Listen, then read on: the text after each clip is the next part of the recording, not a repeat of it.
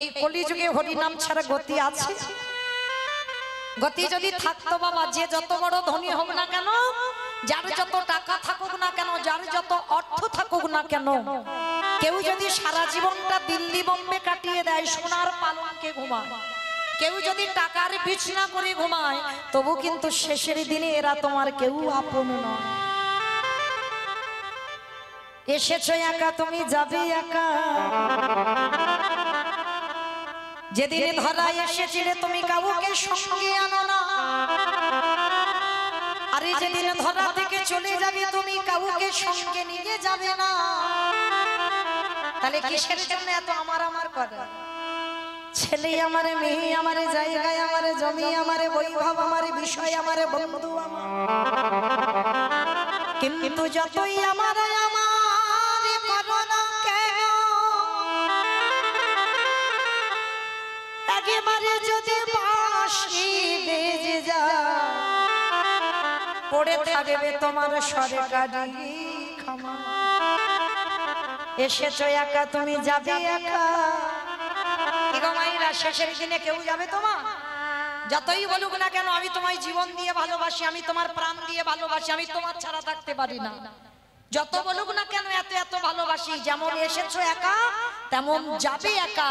এসেছো হাতে করে কিছু আনোনি, আর যেদিনে চলে যাবে সেদিনও তুমি কিছু নিয়ে যাবে না। তবে সাথ দেবে কি? তোমার কর্মফল।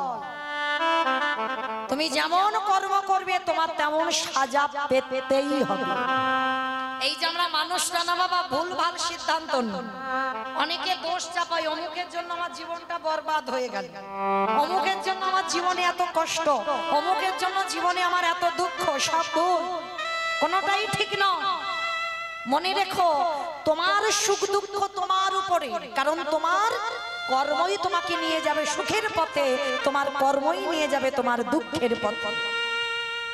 কতদিন তুমি হরিবাসরে বসেছো, কতদিন তুমি ভাগবত আসরে গেছো, কতদিন একাদশী করেছো, কতদিন গোবিন্দ চরণে নয়ন জলে তুলসী দিয়েছো। এই ভালো ভালো কর্মগুলো তোমার সাথ দেবে।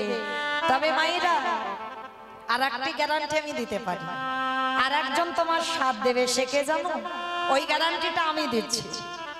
আমার এলাকায় নিয়ম আছে বাবা, সে যত বড় লোক হোক আর যত গরিব হোক, যার বাড়িতে আছে তো খুব ভালো, আর যার বাড়িতে নাই, দুটো জিনিস ভাড়া করতে হবে, একটা হলো খোল আর একটা হলো করতা। আর যখন মরা দেহটা কাঁধে নিয়ে যায়, কি বলে? বলো হরি, বলো হরি। কি মাইরা বলে তো? আপনাদের এই এলাকায় বলে তো, মানুষ মরে গেলে বলো হরি হরি বল। কেন বলবো? এই জায়গাটা একটু ভালো করে অনুভব করে দেখেন বাবা। ঠাকুর বিসর্জন করতে যাচ্ছি, বড় বড় ডিজে বক্স বাজছে, বাজছে না? শুধু বাবা ভ্যানে করে এখন যাচ্ছে না, লরিতে করে বাবা বক্স বেঁধে ডিজে বাজাতে বাজাতে যাচ্ছে। কি মা যাচ্ছে তো? তাহলে যেদিন আমাদের দেহটা বিসর্জন হবে, সেদিন কি একটা ডিজে বক্স বাজাতে বাজাতে গেলে হতো? নিশ্চয়ই হতো। তাহলে হচ্ছে না কেন?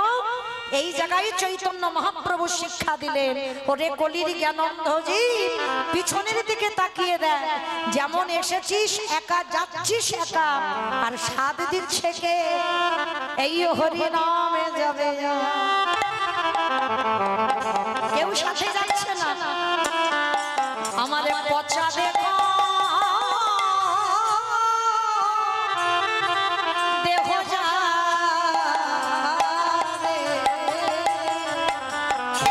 যেদিন তুমি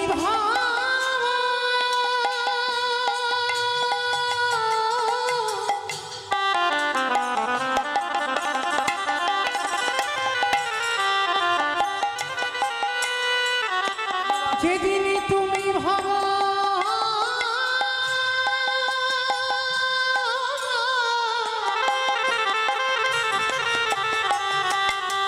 যেদিন তুমি ওই ভাব পারে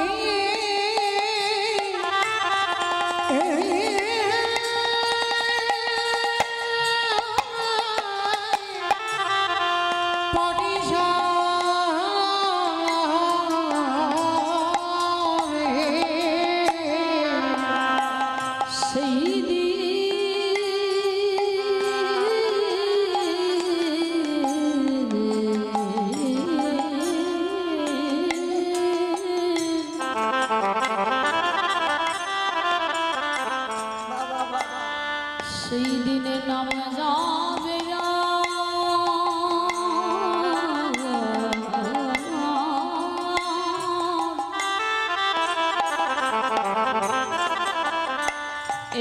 পচা দেহ ও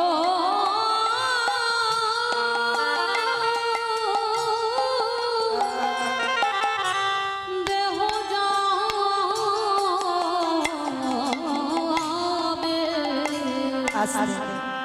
তাহলে মায়েরা ভালো যদি বাঁচতে হয় পৃথিবীতে অন্য কাউকে নয় গো, ভালো যদি বাঁচতে হয় আমার গোবিন্দ চরণ ভালোবাসো।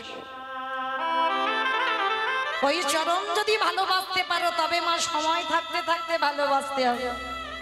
শিশুকালে কৃষ্ণ ভজে কৃষ্ণ পাবার আসে, কৃষ্ণ পাবার আসে অগ যৌবন কালে কৃষ্ণ ভজে আসে আসে আসে বানা আসে আজ বৃদ্ধকালে কৃষ্ণ ভজে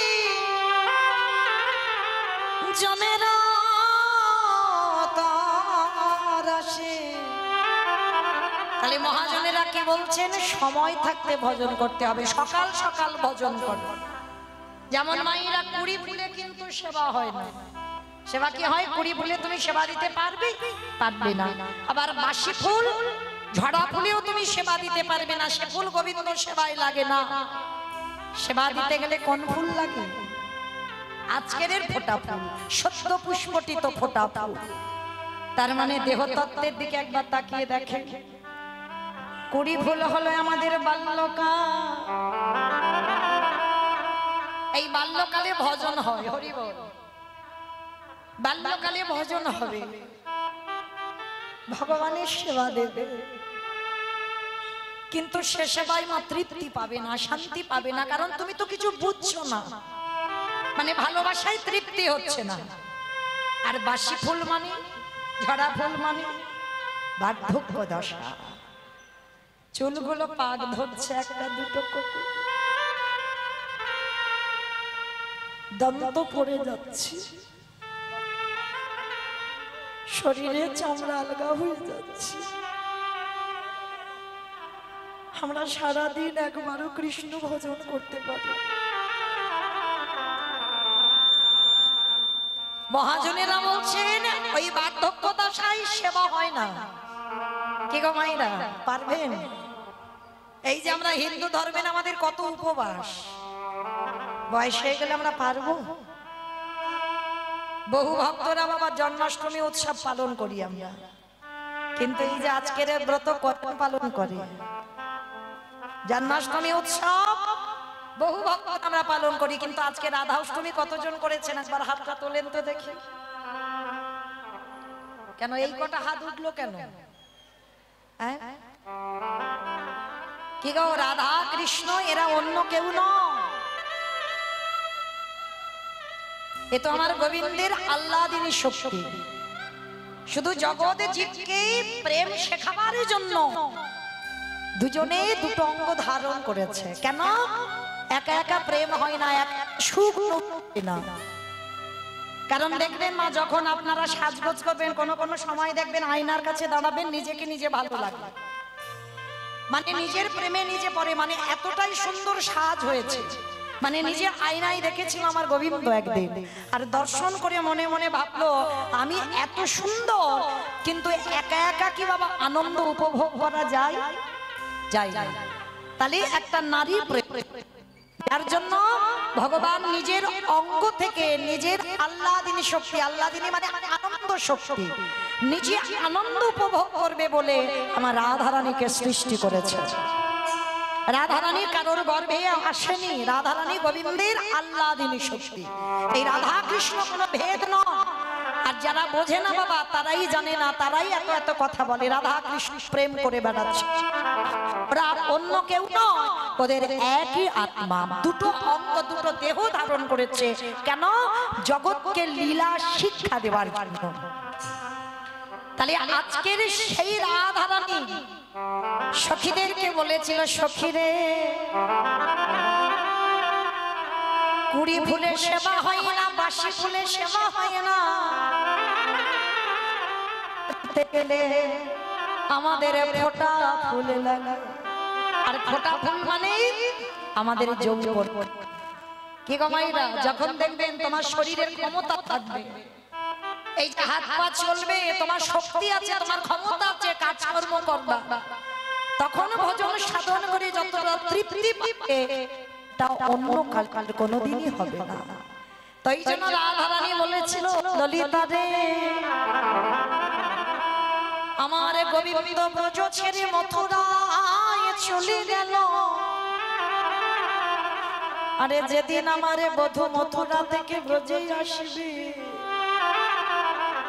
সেদিনে যদি আমার দেহে না থাকে, বলে বলে দিদি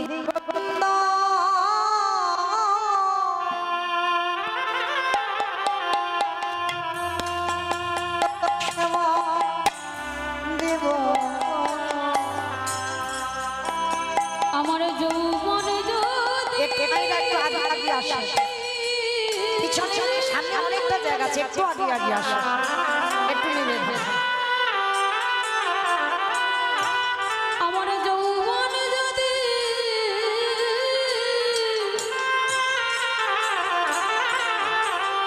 ফুরায়ে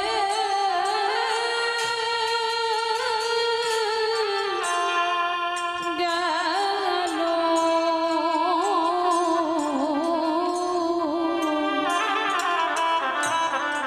আমি কি দিয়ে গোবিন্দ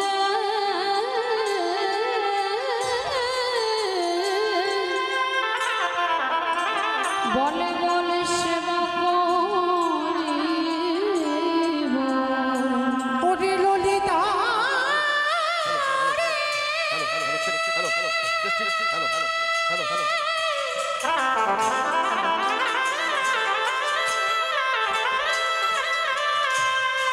প্রাণ সখী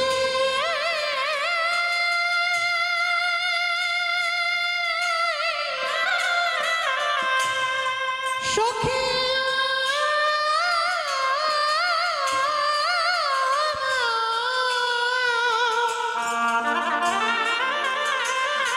ওরে মন মিলা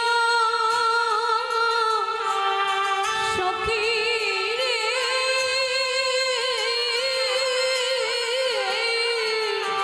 আমারে বধূ যেদিন এই ব্রজে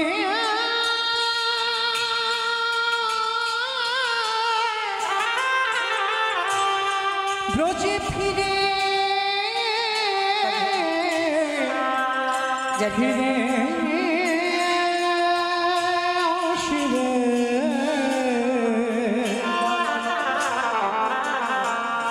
বলে বলে সেদিন কি দিয়ে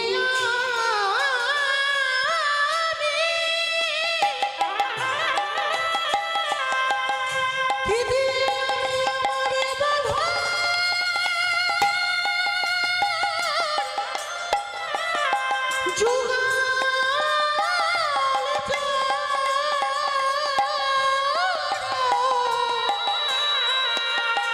যুগল চরণ সেবা করিব। তো চলেন মায়েরা, আজকের ভজন করতে হবে সকাল সকাল। তো যাই হোক, আজকের আমরা পূর্ণ লগ্নে সবাই একত্রিত হয়েছি।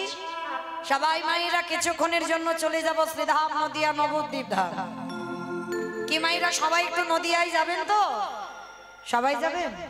তা সবাই যদি যায় তাহলে কীর্তন হবে কাকে নিয়ে? কি গো, কেউ যাব না? সবার দেহগুলো থাকবে এখানে, মনগুলো যাবে সুরধ্বনি গঙ্গার তীর। কেমন? তো চলেন সুরধ্বনি গঙ্গার তীরে গিয়ে দেখবো প্রভু যেদিন আবির্ভূত হয়েছিলেন সেদিনটা সময়টা কেমন ছিল জানো? আজ নদী গা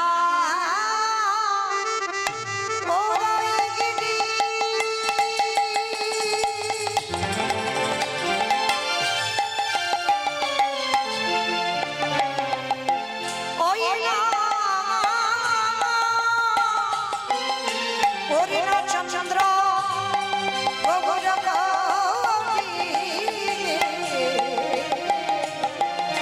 ওই নদীর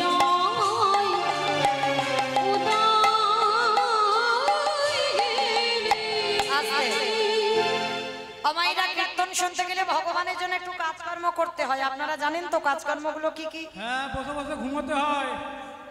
সন্ধ্যাবেলাকে ঘুমায়? ঘুমাতে নেই। কীর্তন শুনতে গেলে তিনটে বস্তু দরকার, শঙ্খধ্বনি, উলুধ্বনি, আর যাদের যাদের হাতগুলো এসেছে। যাদের আসেনি বলবো না, যাদের হাত আছে। কি মায়েরা সবার হাত আছে তো? কই একবার দেখান তো দেখি। নিতাই গৌর প্রেমানন্দে। হরি বল হরি বল। বাহ, তা যাদের যাদের হাত আছে একটু উলুধ্বনি বা সন্ধ্যাবেলা। আজ নদী গা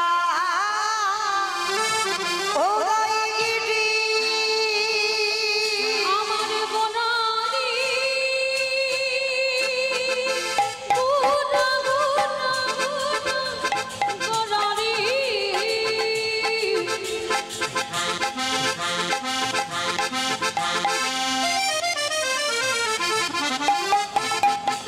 গোদা গোদা গোদা গোদা রে গোদা গোদা রে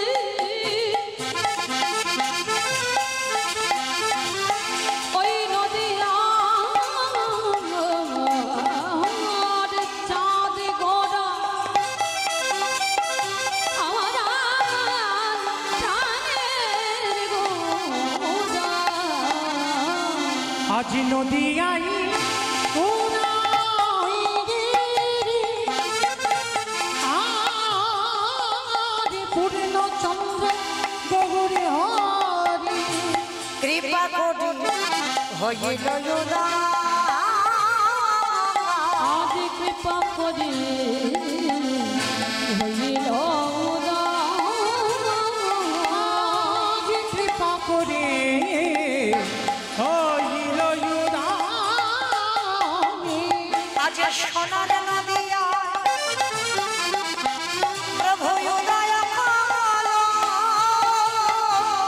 সোনার নদী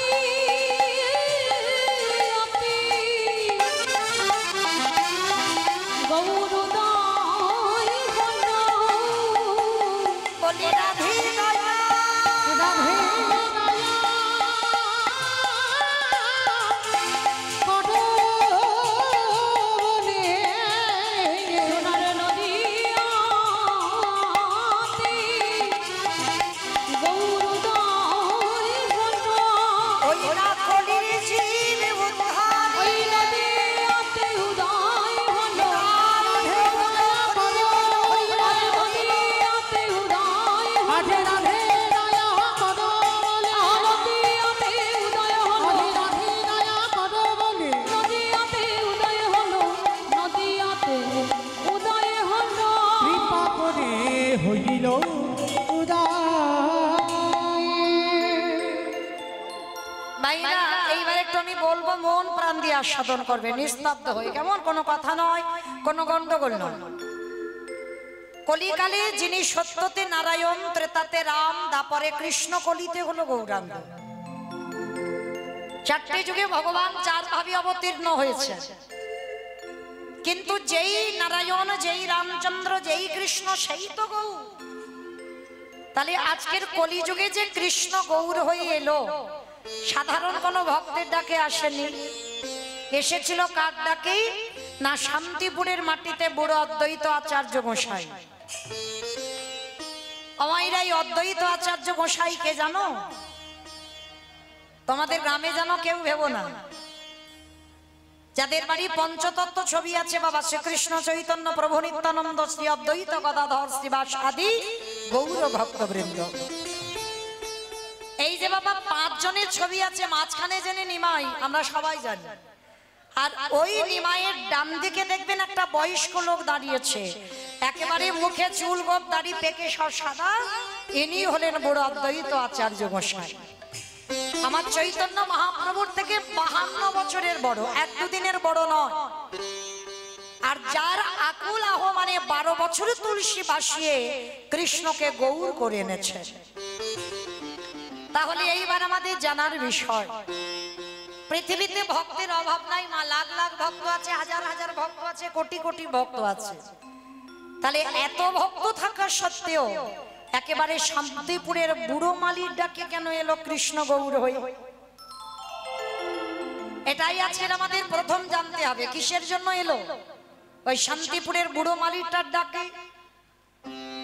তাহলে বাবা ওই বুড়ো মানুষটার শরীরে কতটা পাওয়ার ছিল, কতটা ক্ষমতা ছিল, যার জন্য কৃষ্ণকে গৌর করে আনলো। সেই সুখবিলাস পরিত্যাগে করে, রাজ সিংহাসন পরিত্যাগে করে, রাজ ঐশ্বর্য পরিত্যাগে করে কলিকালের মাটিতে গৌর হয়েছে। কারণ ওই মানুষটা সাধারণ কোনো মানুষ নয় মা, ওই মানুষটা ছিল যার একটা নাম হচ্ছে মৃত্যুঞ্জয়। আচ্ছা বলো তো বাবা, মৃত্যুঞ্জয় কোন ঠাকুরকে বলে? শিব ঠাকুরকে। বাহ, শিব ঠাকুরের নাম হচ্ছে মৃত্যুঞ্জয়। কেন মৃত্যুঞ্জয় বলা হলো? না, ওই একজনই দেবতা বাবা মৃত্যুকে জয় করেছিল। সত্যযুগে মরণ হলো না, ত্রেতা যুগে মরণ হলো না, দাপরিতে মরণ হলো না, কলিযুগের মাটিতে সেই ভোলানাথ অদ্বৈত আচার্য গোসাই হল। তাহলে আমাদের জানার বিষয় যে আজকের যে ভোলানাথ তিন যুগে শিব হলো, কলিকালে কেন শিব হচ্ছে না? এই কেনর কথা জানতে গেলে বাবা আমাদের সবাইকে যেতে হবে মহাভারতে যুধিষ্ঠির রাজস্বয় যজ্ঞে। এই মহাভারতে যুধিষ্ঠির মহারাজ করেছিল রাজস্বয় যজ্ঞ। মা যারা এখানে তত্ত্ব জ্ঞানী, যারা শাস্ত্র জ্ঞানী, যারা গ্রন্থ পাঠ করেন তারা জানেন এই রাজস্বয় যজ্ঞ করতে বাবা বহু মানুষের প্রয়োজন। কারণ যজ্ঞ অনুষ্ঠান একা একার দ্বারা অসম্ভব। যেমন আমার এই কমিটি দাদা ভাইরা এই যে রাধা অষ্টমী কীর্তনটা করাচ্ছেন, একা একার দ্বারা কি হচ্ছে? আপনারা প্রশ্ন করবেন মৌমিতা কেন ব্যক্তিগত কীর্তন তো হয়, একাই অনুষ্ঠান করে? বলে শোনো ভাই, অর্থ হয়তো একজন দেয় কিন্তু শ্রম অনেককে দিতে হয়। যেমন এই অনুষ্ঠান করতে গিয়ে কত দাদা ভাই, কত ভাইদের, কত বাবাদের শ্রম দিতে হয়। তো মহাভারতে যুধিষ্ঠির মহারাজ রাজস্বয় যজ্ঞ করলো, আর সেই যজ্ঞে ভগবান কৃষ্ণ বর্তমান থেকে সবাইকে দায়িত্ব বুঝিয়ে দিল। সবাইকে একটা একটা করে কাজ বোঝাচ্ছে। আর যুধিষ্ঠির মহারাজ ডাক দিল, কৃষ্ণ কৃষ্ণ, তুমি তো সবাইকে দায়িত্ব দিচ্ছ, ও কৃষ্ণ তুমি নিজে কোনো দায়িত্ব নেবে না, নিজে কোনো কর্ম করবে না? ভগবান আমার একটু মুচকি হেসেছে, হেসে বললো, জানো যুধিষ্ঠির দাদা, আমি তো সবাইকে একটা করে কাজ দিয়েছি, আর আমি আমার জন্য আলাদা করে দুটো কর্ম ফেলে রেখেছি। সে কি, তুমি সবাইকে একটা করে কাজ দিচ্ছ আর তুমি তোমার নিজের বেলা দুটো কাজ? আচ্ছা কৃষ্ণ, তুমি কি কি কাজগুলো করবে একবার বলো তো দেখি। বলে, জানো দাদা, আমার প্রথম কর্ম হবে এই যজ্ঞে যত যত ভক্তরা আসবে, আমি কৃষ্ণ দয়াময় হয়ে সবার প্রথমে আমি নিজের হাতে তাদের চরণ যুগল আগে ধৌত করে চমকে উঠেছি। অসম্ভব কৃষ্ণ, এটা তুই কি বলছিস? কে কোন জাতের মানুষ আসবে জাতের ঠিক নেই, আর তুই সবার পা ধোবাবি? বলে, হ্যাঁ দাদা, এটা হবে আমার প্রথম কাজ। একটা কথা মনে রেখো না, মানুষ জাতের বিচার করে কিন্তু আমার ভগবান জাতের বিচার করে না। কে হিন্দু, কে মুসলমান, পশু পাখি, কীট পতঙ্গ, দানব মানব, সবাইকে আমার ভগবান প্রেম দিয়েছে। আর প্রেম যদি না দিত, নবদ্বীপের মাটিতে মলয় চাঁদ কাজীকে উদ্ধার করতো না। যে জায়গাটা কাজী সাহেবের সম্পত্তি, সেটা এখন হয়ে গেছে বাবা মায়াপুর। ওটা ছিল মিয়াপুর, মানে মুসলমানের নাম অনুসারে মিয়াপুর ছিল, সেটা আমরা হিন্দুরা করে দিলাম বাবা মায়াপুর। তাহলে সেই কাজী সাহেবকে উদ্ধার করেছে। আপনারা যারা যাবেন মায়াপুর দেখবেন, ওই মায়াপুরের আগে স্টপেজে পড়ে না বামন পুকুর, ওই বামন পুকুরে আছে আজও সেই কাজী সাহেবের সমাধি। ওই মুসলমান, বিধর্মী মুসলমান কাজী কি করেছিল? হিন্দুদের হরিনামে বাধা দিত। যেখানে যেখানে হরিনাম হবে, যেখানে যেখানে কৃষ্ণ নাম হবে, খোল করতাল গিয়ে ভেঙে গুড়িয়ে দিত। করতালগুলো নিয়ে সুরধনী গঙ্গায় ভাসিয়ে দিত, খোলগুলো লাঠি দিয়ে ভেঙে দিত। সবাই গিয়ে আমার নিমাইয়ের কাছে নালিশ জানালো। আর আমার ভগবান তো কোনোদিন রেগে যায় না,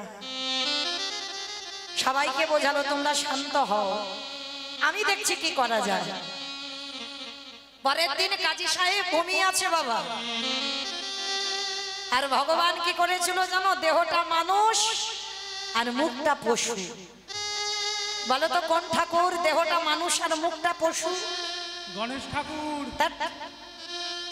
বলে গণেশ ঠাকুর, মন্দ বলেনি, মানে ভেবেই বলেছে। কিন্তু আমি যেটা বলছি বাবা, এটা নৃসিংহদেব। দেহটা মানুষ আর মুখটা পশুর মতো। তো এসে কাজী সাহেবের গলাটা টেপে ধরে বলে বললেন, শোনো কাজী, তুমি যখন ওই হিন্দুদের হরি নামে বাধা দিয়েছ, হিন্দুদের কৃষ্ণ নামে যখন বাধা দিয়েছ, আজকে থেকে আমি তোমাকে সময় দিলাম 1 মাস। 1 মাসের মধ্যে আমি নিজের হাতে তোমার এই রকম দিনে তোমার প্রাণ নিতে আসবো। আর যখনই স্বপ্নটা দেখেছে বাবা, ভোরের বেলা কাজী সাহেব উঠে ছুটেছে নিমাইয়ের কাছে। আছাড় খেয়ে বলল নিমাইয়ের চরণে, নিমাই, আমি বড় ভুল করেছি বাবা, আমি বড় অপরাধ করেছি, আমায় ক্ষমা করে দে। যেই না চরণে লুটিয়ে ভগবান তো মুসলমান বলে পা দিয়ে ঠেলে দেয়, কোলে করে হৃদয়ে জড়িয়ে ধরেছে কাজী। যে আমারে চাই তারই আমি চাই, আর যে আমারে না চাই তারই আমি না চাই।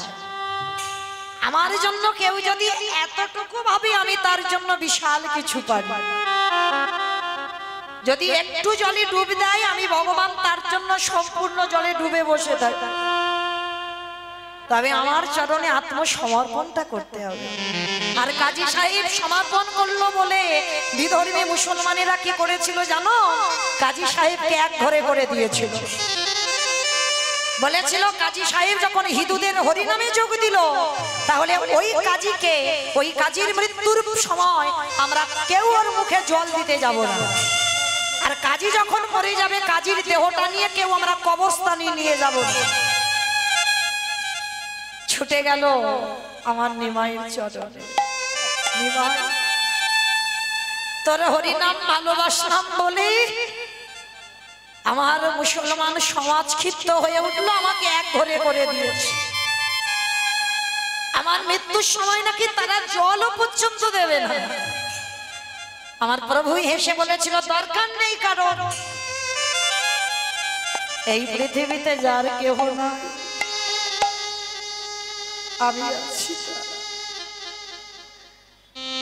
এই পৃথিবী যার কেউ থাকে না, তার জন্য তো আমি বসে আছি, তাকে পার করাবার জন্য।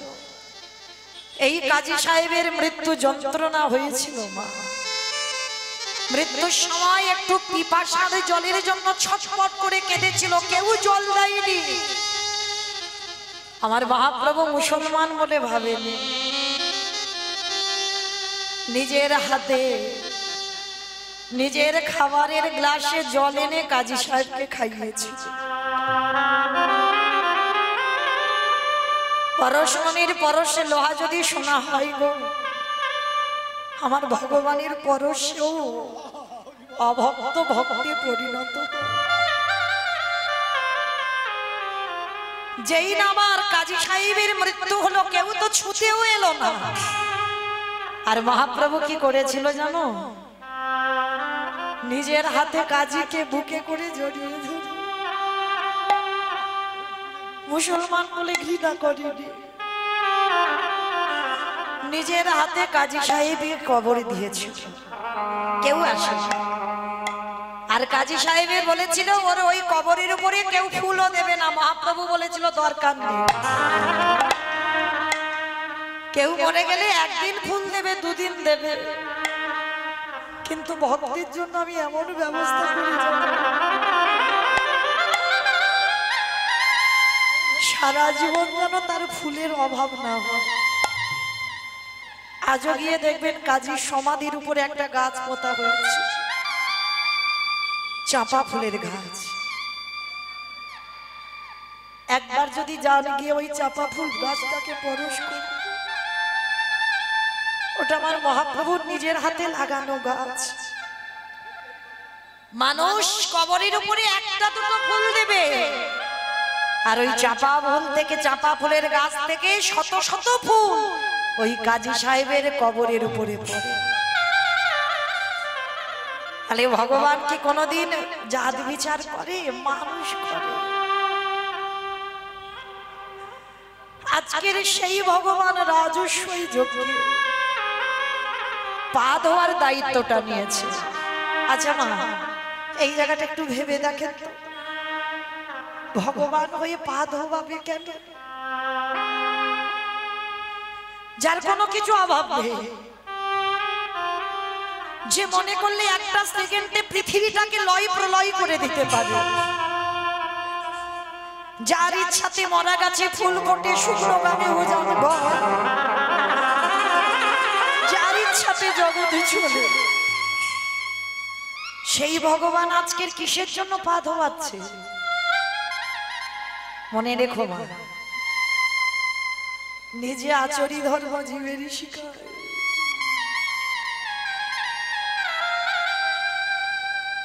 নিজে না করলে ধর্ম জীবকে শিখানো যায়।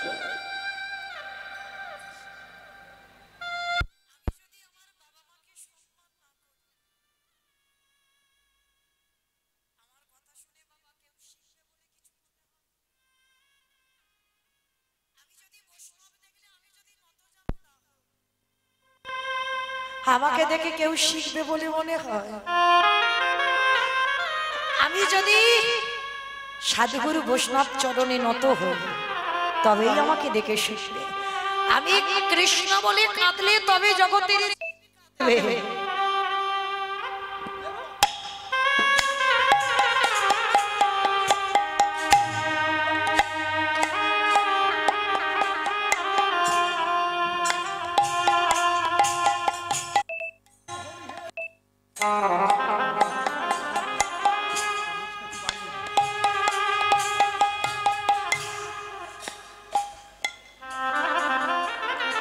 যারা শিক্ষার জায়গায় দাঁড়ায় বাবা, তাদের হৃদয়ে যদি প্রেম না থাকে, তাদের হৃদয়ে যদি ভক্তি না থাকে, তাহলে তাদেরকে দেখে শিক্ষা হবে বলে মনে হয়? তাকে আগে নিজের আচরণ ঠিক করতে হবে। তাই তো আমার ব্রজেন্দ্র নন্দন কৃষ্ণ, বিশ্বের স্রষ্টা মালিক ভগবান রাজস্বী যজ্ঞের দরজায় দাঁড়িয়েছে। যারা যারা আসছে ছোট বড় বিচার করছে না, সবার পা ধোয়াচ্ছে। কেন? আপনাদের আমাদের শিক্ষা দিলে। ওরে কলিরিজি, তোদের ঘরেও যদি গুরুজনেরা আসে, সবার প্রথমে পা ধোবার ব্যবস্থাটা করিস। কি মায়েরা করেন আপনারা? বাড়িতে যখন গুরুজন আসে, সবার প্রথমে পা ধোমান। সে মালাই উঠে গেছে মা, আগেকার দিনে ছিল গো নিয়মগুলো। তবু যদি এই হতভাগিনীর কথা কারণ মনে থাকে, চেষ্টা করবে। বাড়িতে যদি সাধুগুরু বৈষ্ণব আসে, বাড়িতে যদি বছর অন্তর গুরুদেব আসে, সবার আগে আমাদের মনুষ্য জীবনে কর্তব্য নিজের হাতে তাদের চরণ যুগল আগে ধৌত করে। আর সাধুগুরু বৈষ্ণব যদি নাও পান, যে যার ঘরের বাবা মা তো আছে, যে যার ঘরের শ্বশুর শাশুড়ি তো আছে, চরণ ধরে বলে যাই। মা, আমি রোজ রোজ বলছি না, চেষ্টা করো। ওই মূল্যবান দুটো চরণ যদি হারিয়ে যায় না, আর কোনোদিন পাবে না। ওই জন্য যাদের আছে একটু আঁকলে রেখে দিও। এই মূল্যবান চরণ কেন বললাম? আমি বলছি না, ভগবান কৃষ্ণ ভাগবতে বলছে। সুদামাকে বলেছিল না, সুদামা সবার আগে বড় গুরু হলো যে যার ঘরের বাবা মা, তারপরে গুরু হলো শিক্ষা গুরু, দীক্ষা গুরু, তারপরে গুরু হলাম আমি ভগবান। কই ভগবান তো কোনোদিন বলেনি সবার আগে আমি বড় গুরু। যে বড় হয় সে কোনোদিন বলে না আমি বড়। লোকে যদি তোমায় বড় বলে সম্মান করে তবে, আর বড় যদি হতে চাও সবার আগে ভক্তির চরণ তলে লুটিয়ে যাও। আর এই পৃথিবীতে যারা ভক্ত চরণ তলে লুটাতে পেরেছে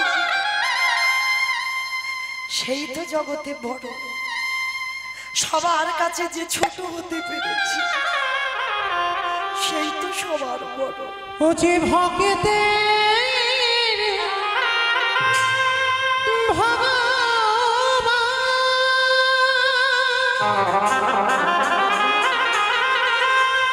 ও যে ভক্ত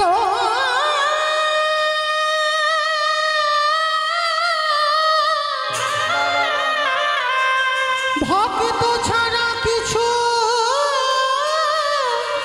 জানে না,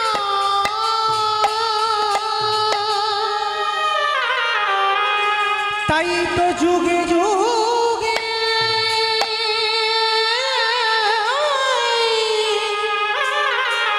ও যে ভক্তের কাছে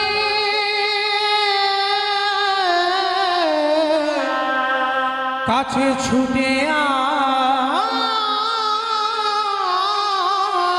আসে। যেই না যুধিষ্ঠির মহারাজ দেখছে কৃষ্ণ ভক্তদের পা ধোয়াচ্ছে, শুধু পা ধোয়ালো না, আর একটা কাজ করেছিল। কি কাজ জানো? যারা যারা যজ্ঞে প্রসাদ পেয়েছিল কৃষ্ণ দয়াময় আমার নিজের হাতে এঁঠো পাতাগুলো ফেলেছি। শুধু এঁঠো পাতা ফেলেনি বাবা, ভক্তরা যখন ওই প্রসাদ পাচ্ছিল, ওই ভক্তরা প্রসাদ পেয়ে একটু করে তো এঁঠো লেগে আছে, আর কৃষ্ণ আমার একটু করে এঁঠো নিয়ে আজকে সারা গায়ে মাখছে।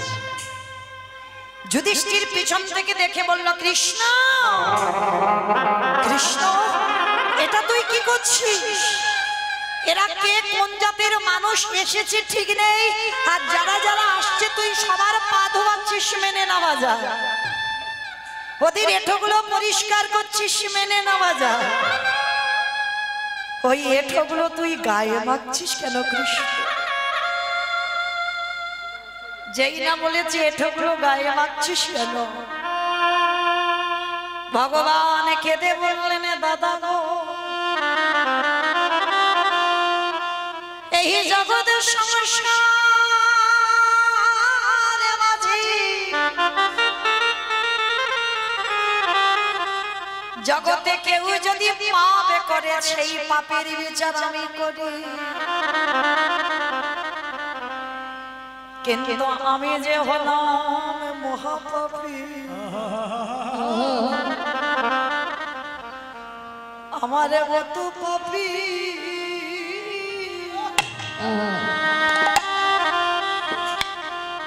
জগতে কেউ আমি যে সকলে জীবে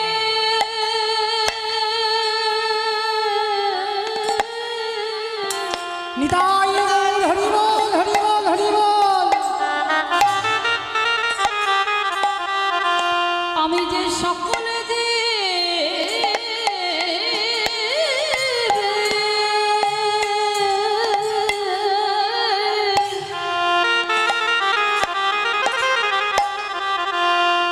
বিচার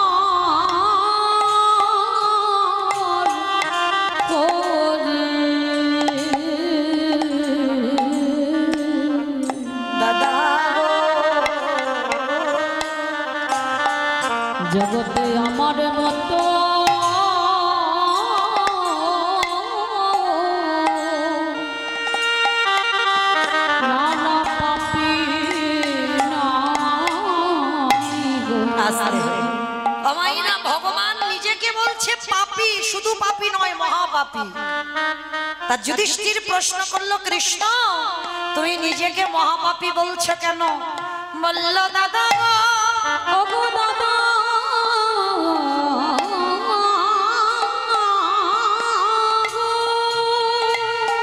এই জগতের সংসার মাঝে, এই জগতের সংসার মাঝে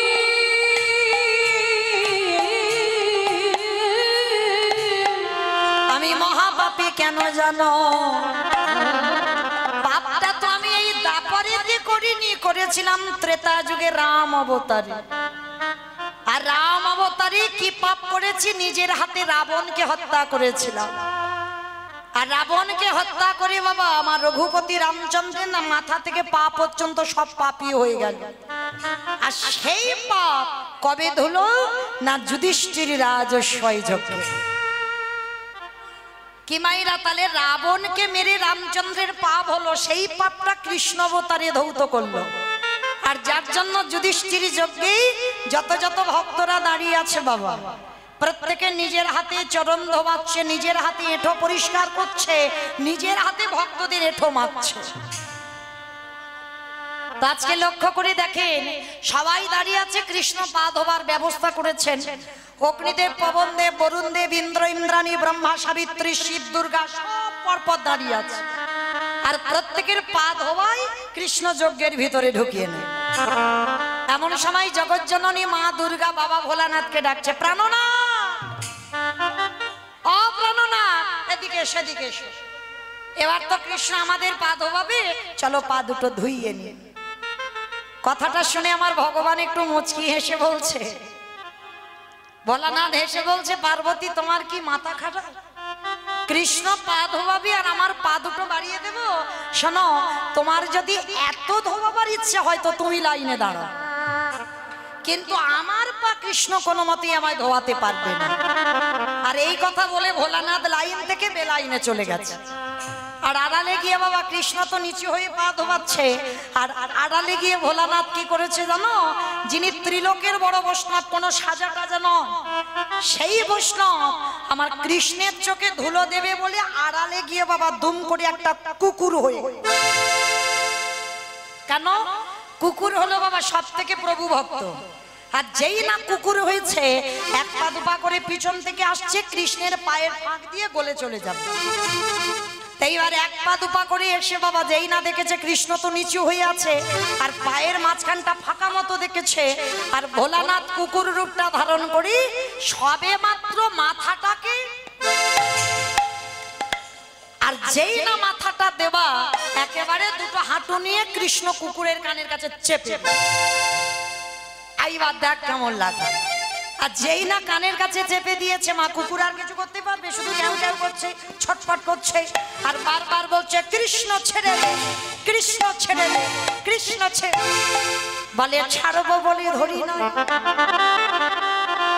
হে বৈষ্ণব গোসাই, হে বৈষ্ণব গোসাই,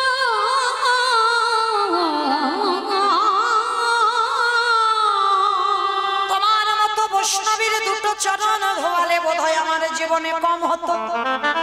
তাই তো কৃপা করে করুণা করে আমার জন্য তুমি আরো এক্সট্রা দুটো জুড়িয়ে দিয়েছো। আমার বুঝতে পেরেছো? মানে শিব ঠাকুরের কটা পা? দুটো পা। আর কুকুরের কটা পা? 4টে পা। ভগবান বলছে তোমার মতো বৈষ্ণবের দুটো পা ধোয়ালে আমার জীবনে কম হতো, ওই জন্য তো তুমি কৃপা করে আমার জন্য আরো এক্সট্রা দুটো জুড়ে 4টে করেছো। এবারে দাহু দাও সাজা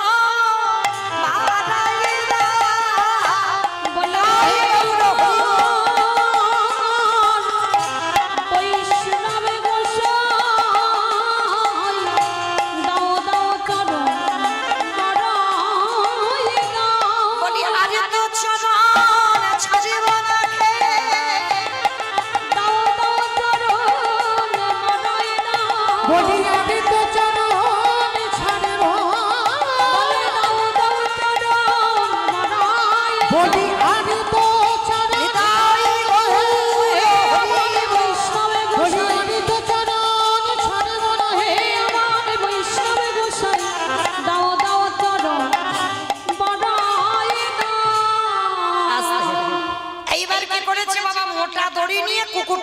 আষ্টে পিষ্টে বেঁধেছে। আর কুকুরকে বাঁধলে কি হবে, চারটে পা শুধু ছটফট করছে। এইবার ভগবান কি করেছে বাবা, মোটা দড়ি নিয়ে কুকুরের চারটে পা বেঁধে দিয়েছে। অমাইরা কুকুরের পা বেঁধে দিলে আর কুকুর কিছু করতে পারবে? পারবে না তো। আর যেই না কুকুরের চারটে পা বেঁধে দিল, এইবারে ভগবান কি করে জানো, সবার পা ধোয়াচ্ছে বাবা ঘটিতে করে জল দিয়ে। আর এই কুকুরের বেলা কি করেছে জানো, ভগবান পর্যন্ত বৈষ্ণবকে কোন জায়গা দিয়েছে দেখো। আর আমাদের মতো পাপিষ্টরা বৈষ্ণবদের পিছনে খুদ ধরে ধরে বেড়ায়, তাই না? কিন্তু মায়েরা খবরদার, পৃথিবীতে সবার কাছে তুমি অপরাধ করো, এমনকি ভগবান বলছে আমার কাছে অপরাধ করো আমি ক্ষমা করে দেব। কিন্তু পৃথিবীতে যদি কেউ বৈষ্ণব চরণে অপরাধ করে, সেই পাপীকে ওই চপল গোপালের মতো দুর্দশা হবে। যে সংসারের জন্য হাড় খাটুনি খাটলো, ওই বৈষ্ণব অপরাধে কি হলো, কুষ্ঠ ব্যাধি হলো। আর সেই কুষ্ঠ ব্যাধি হতে নিস্তারিণী স্ত্রী লাথি মেরে ঘর থেকে বের করলো। তাহলে মা, এই পৃথিবীতে যেন কেউ এই রকম না হয়, কেউ যেন বৈষ্ণব চরণে অপরাধ করো না।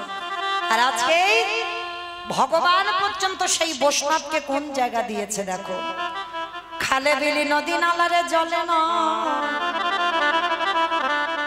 কৃষ্ণ দয়াময় নম। তাহলে খালবিল নদীর জল নয়, তাহলে কোন জল দিচ্ছে গো? কৃষ্ণ আমার ওই কুকুরের চরণ চারটে বুকে ধরেছে। ধরে কি করে জানো, আজ চোখের জলে চরণ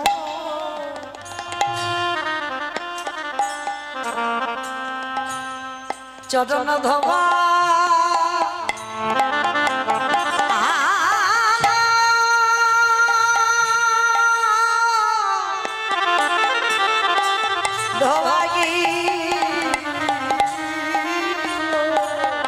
হে বৈষ্ণবী কৃপা,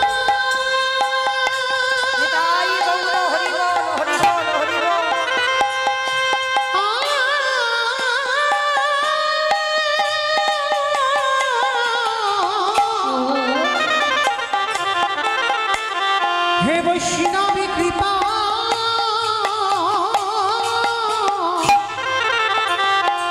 কৃপা করো বলে আজ চোখের জলে চল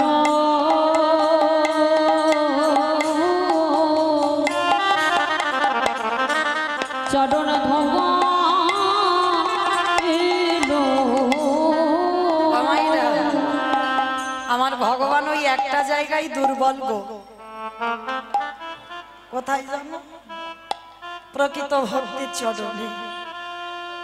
এই জগতে ভগবান বলেনি আমায় দামি দামি ফলের ডালা দাও, ভগবান বলেনি আমায় দামি দামি রজনীগন্ধার মালা দাও, ভগবান বলেনি আমায় দামি দামি পোশাকে সাজাও। ভগবান ভক্তের কাছে একটাই বস্তু চেয়েছে, ওরে কলির জ্ঞানন্ধজি, এই জগতে 24টা ঘন্টার ভিতর যদি আগে যেন ভক্ত আমার চরণে বসে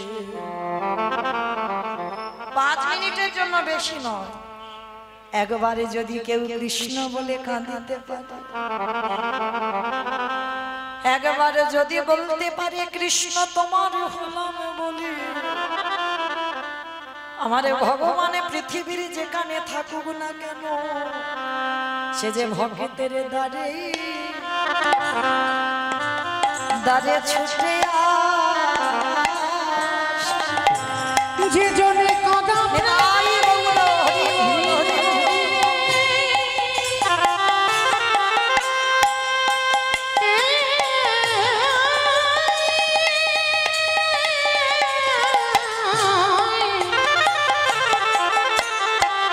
যে জনে কাঁদা প্রাণে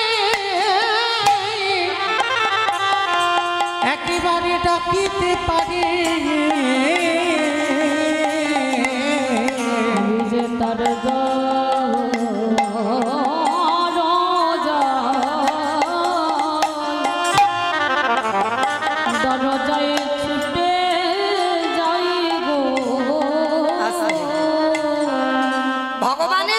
চোখের জল পড়ছে কুকুরের পায়ে, কিন্তু এরা তো আর অন্যান্য লোকেরা কেউ বুঝতে পারছে না কুকুরটাকে ভগবান জানে আর কুকুরটা জানে। এইবার সেই কুকুরের চরণ যখন ধৌত করলো কৃষ্ণের চোখের জল, কুকুরের রূপী ভোলা না দেখে দে বলল কৃষ্ণ কারে। কৃষ্ণ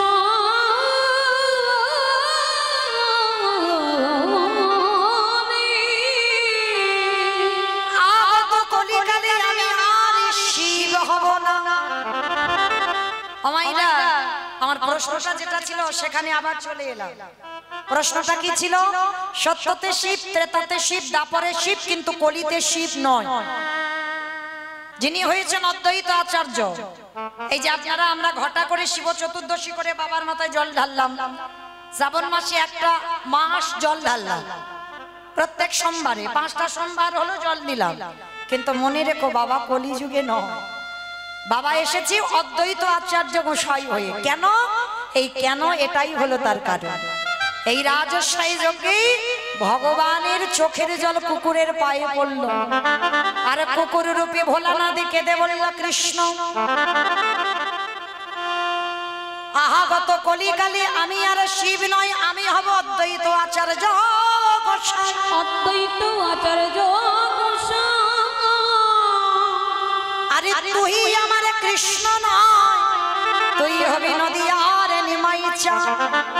আসাম তুই যেদিন নিমাই চাঁদ হয়ে আসবি, আমি শান্তিপুর থেকে যেদিন কলিযুগে যাব, ওই নবদ্বীপে তোর সঙ্গে দেখা করতে।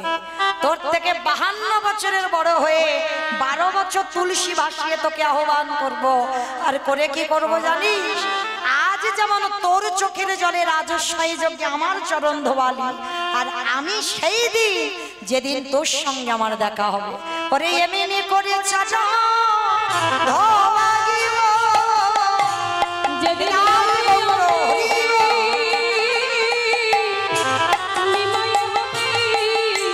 এমনি করে চরণ ধোয়াইব। তাহলে মায়েরা পরিষ্কার বোঝা গেল আজকে সেই অদ্বৈতের ডাকে কৃষ্ণ গৌর হয়ে এলো। আর এসে কি করছে জানো? কেহ বলি পুরবিতে রাবণ বধিলা। কেহ বলে পুরবিতে। আমা উলু কই? মাঠে মাঠে। কেহ বলি পুরবিতে রাবণ বধিলা। কেহ বলে পুরবিতে আমার গোনারি। গোনা গোনা গোনা গোনারি।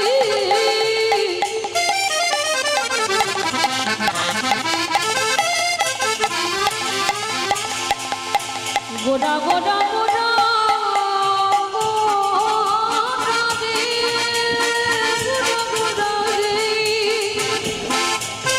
নিতাই গৌর হরি বল। ওই নদিয়ার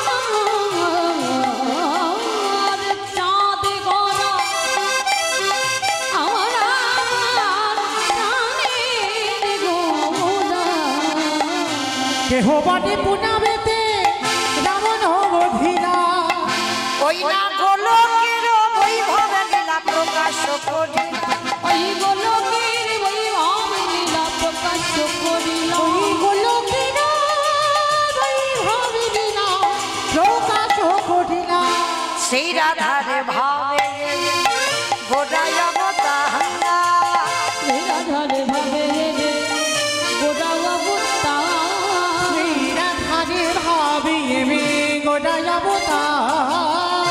রাধারে ভাবে গোড়া অবতার। হরে কৃষ্ণ নামে গৌর করিলা প্রচার। ওই হরে কৃষ্ণ নাম গৌর করিলা প্রচার। ওই হরে কৃষ্ণ নাম গৌরে করিলা প্রচার। আজ এইবার লীলা প্রকাশ হলো, এইবার লীলা প্রকাশ হলো। এইবার লীলা প্রকাশ হলো। এইবার লীলা প্রকাশ হলো। গোলকের বৈভব লীলা প্রকাশ হলো। ওই গোলকের বৈভব লীলা প্রকাশ করিলা। গৌরবের বৈভব লীলা প্রকাশ করিলা। বাসুদেব ঘোষে কহে করি জোড়ো হাত। করি জোড়হাত। ওগো ছেগে